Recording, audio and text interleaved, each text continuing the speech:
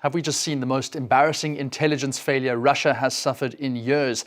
That's the question tonight after investigative group The Insider revealed how a secret Russian unit known as Center 795 allegedly ran assassinations and covert operations abroad, but was exposed in a remarkably simple way.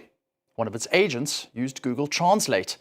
According to the investigation, that allowed the FBI to read their communications in real time.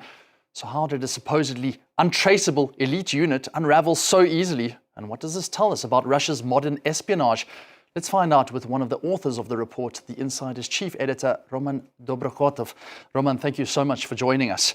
I guess the very first question is, can you explain how a top secret Russian assassination unit was undone by something as simple as Google Translate? Well, of course, Google Translate is only one of many reasons why we were able to trace them. And there were some more, I would say, like simple and dull reasons, such as that the Russian intelligence services are leaking because of many reasons, like interfight and because high inefficiency, low motivation. Secondly, also, we are very good in looking into digital traces of Russian spies. We are doing this for many years, so we know a lot about Russian GRU agents, Russian military intelligence, and when they try to reuse the same officers for a new super secret elite unit, we still were able to track through the same officers them in this new military unit. But you're right, also Google Translate played some role with this, because they thought that it is very safe to use some encrypted messages, but they didn't think about using Google Translate by translating the messages they wanted to send to their recruited agents, because they didn't speak Serbian, and in this case, that was a Serbian agent they wanted to hire to kidnap a Chechen oppositioner from Britain. So they tried to translate instructions in Google Translate, and they didn't consider the possibility that FBI in America can easily have access to Google if they investigate some unit. So they've been under some surveillance for several years, and I think it would be very difficult to prove that what exactly they are going to do, if not this Google Translate thing, where they just in blatant words told everything about their aims, about money, etc., etc. Now it will be very easy to prove in American court that this was really the unit dedicated to assassinations and kidnappings. Let's talk about that unit. It is Center 795.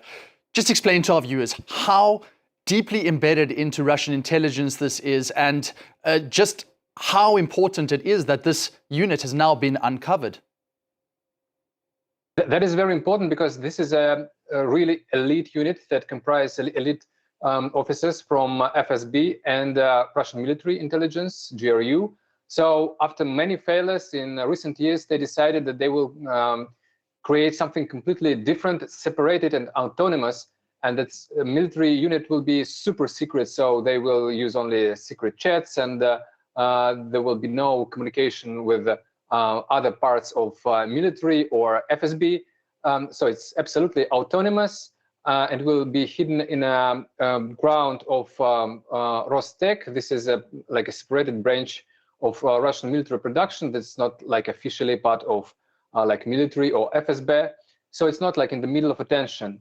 And they created it after the full-scale invasion, so it's pretty recent. And they hired more than 500 officers. I would say most of it was dedicated still to Ukraine and to the war in Ukraine.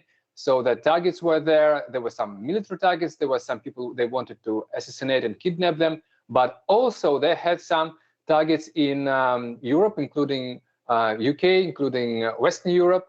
And these were also, some people were linked with Ukraine. So some people were supporting like Ukrainian military, but some people were just dissidents and enemies of Vladimir Putin, like this Chechen oppositioner, Ahmed Zakayev, living in UK, who had nothing to do actually with the war in Ukraine. He was just a critic of Vladimir Putin.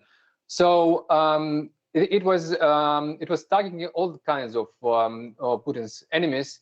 And now I think it will it will cease to be, because they can't exist in this situation when dozens of names of the officers with the photos, with their like positions, with their duties are published openly by the insider, it is not a secret unit anymore. Let's get to those people now that it is exposed, because this is such a bombshell revelation in terms of the fact that we now can actually individually trace not just the operatives who are under the leadership of the center in Denis Fisenko. I think he was the key one there, but Denis Alimov, the one who was arrested.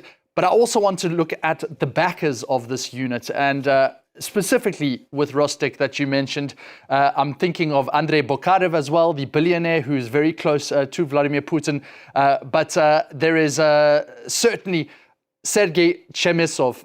These are just all the names that I can come up with in front of me.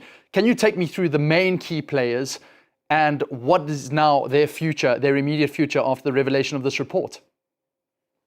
Yes, this is very important because Sergei Chemezov is a close friend of Vladimir Putin. He served with Putin in KGB, and for many years he wanted to create a new image for himself as a person who is actually pretty liberal and who is deep inside his soul against the war. So he wanted to distance himself from FSB and GRU, and it was important for him, I think, because he also wanted to stay a little bit further because of evading sanctions, because maybe he saw some other future in the system after the war ends. So for him, it is very, very painful, the fact that he will be known not only for supporting just Russian military operations in Ukraine, but also these operations for extrajudicial murders in Europe. This is something that is not very good for your reputation in liberal media that he wanted to create. So this is important for him personally, and this is also important to show the interfight that is now in Russian intelligence, because they all hate each other. I mean, Russian military intelligence, who didn't like the fact that there is some competition, some competitive unit, also FSB, who wants more power in acting abroad, and these new actors like Chemezov and Bokarev, who also wanted to be independent actors with their own personal army. So now this interfight is extremely hard and difficult because of all the failures in Ukraine. They have no successes in last years, and everyone is now trying to blame each other to prove Vladimir Putin that this is not their fault. That's why we see so many leaks, and I think we will see a deeper and deeper crisis inside Russian intelligence and military. What does that mean on the ground? And if I can just ask, does this put your life at risk? I mean, certainly producing a story like this about the most intense spy units in Russia, that's got to come at a cost.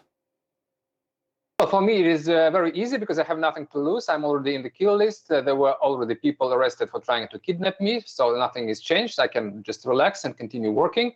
But for Russian intelligence, I think a lot will change, and on the ground, a lot will change, because we see that they're really starting more focusing on each other than on the front line, because they are now all trying to understand where the information is leaking. They're fighting against each other, and we see some strange things happening in even in Moscow, in central Moscow. We see some people like with big machine guns in the center of the city. We see that mobile internet is not working. It looks like that Vladimir Putin is preparing for something like coup, and I don't know how real it is, but we see the signs that he thinks that this is a real threat right now.